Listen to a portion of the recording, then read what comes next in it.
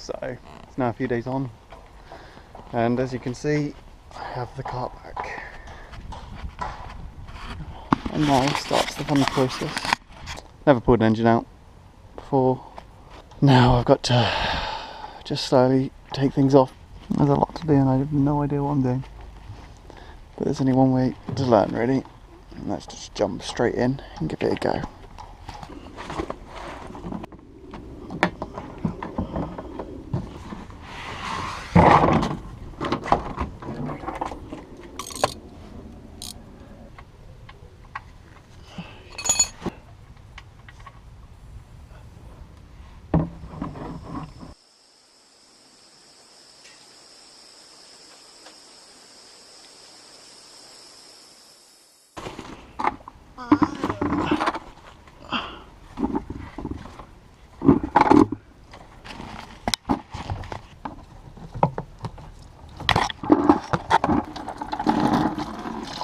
There's the coolant.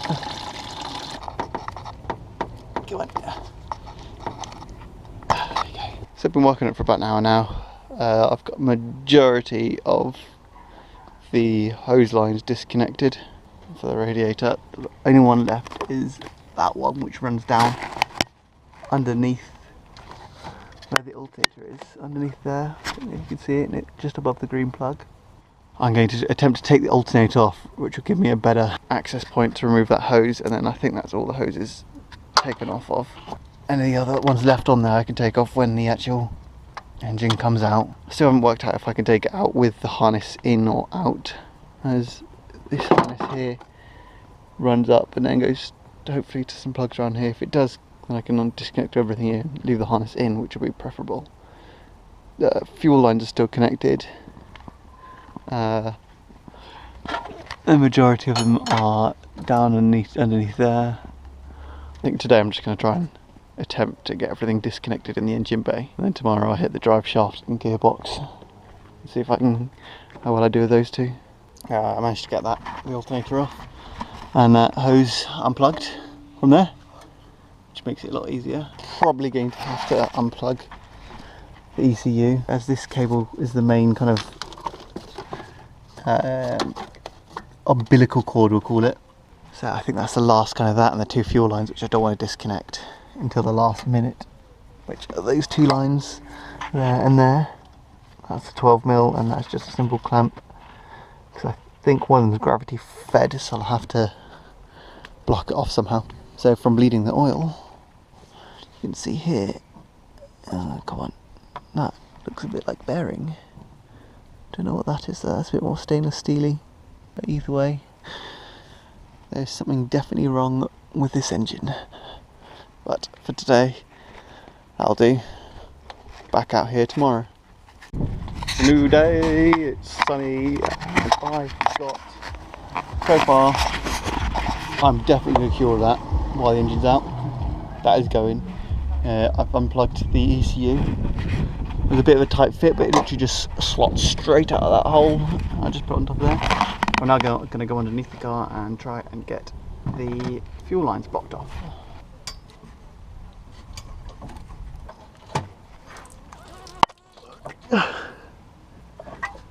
Oh.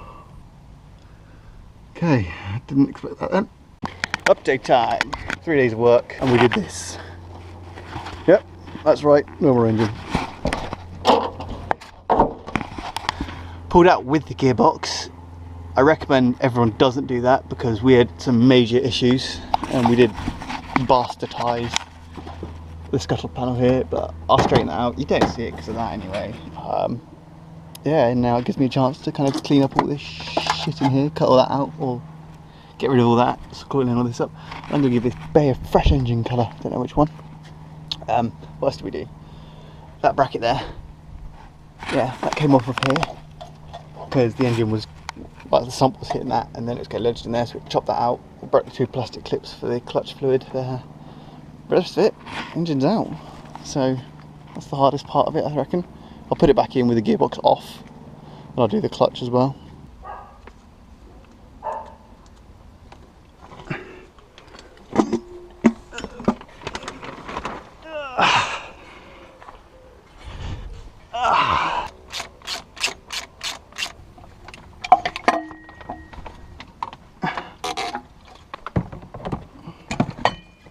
have in fact changed location. I'm now down in Devon, where today's job is to pull the engine apart and actually find out what went wrong.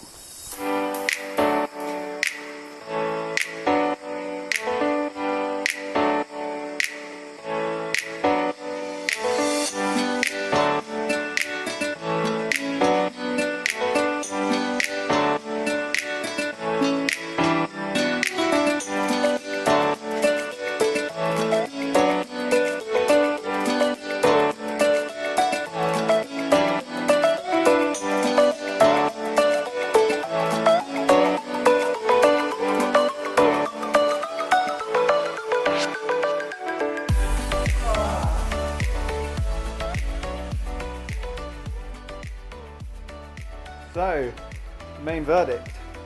There was cylinder 4 that failed. Luckily, the cylinder wall is intact, and none of that is actually, you cannot feel it. It's only very just scarred, but that is intact, I would say. I put my nail on it and you can't feel it at all, so we're not going to do anything. We're not going to leave it as is. All the rest of them, are absolutely perfect. I think that even that one's got probably got some markings, but that one's the worst, which you'd expect. But in my eyes, that's fine.